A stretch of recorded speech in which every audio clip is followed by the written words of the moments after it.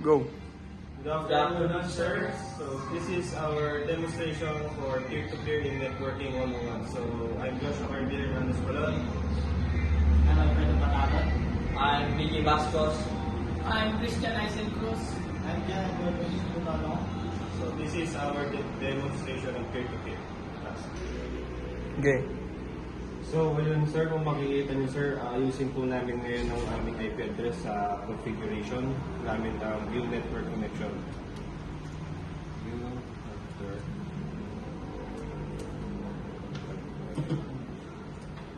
So makikita niyo, sir, nakakonect na po kami sa Ethernet. So gamit po namin is yung cable wire na ginamit namin nung nakaraan. So yun po yung router natin. And dito po tayo, sir. So pupunta tayo sa internet protocol version para makita natin yung IP address. So ayan. So makikita, nag-practice kami, so ngayon makikita nyo, ito yung mga inayos namin at nilagay namin sa IP address. So nakasave na siya. So 5, so okay na yan. Then yung DNS server namin.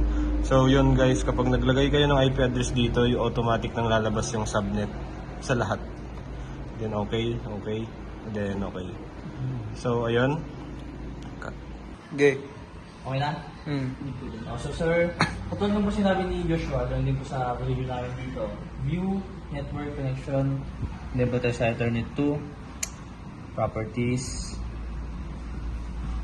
internet protocol version. As you can see sir, pareho lang po kami. Ang pinagkaiba lang po ako po yung 6, dahil ako po yung PC2 ay laptop 2 rather po. So, next natin to.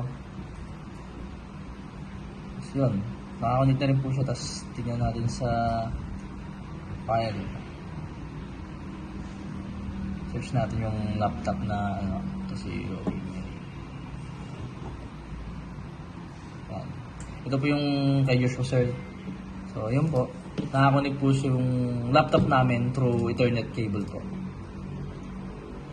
Go.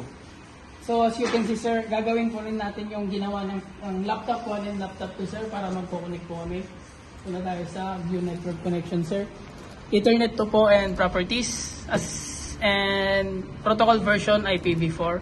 As you can see sir na laptop 3 po 7. Okay, naka-indicate na po lahat dyan sir, and then okay natin to.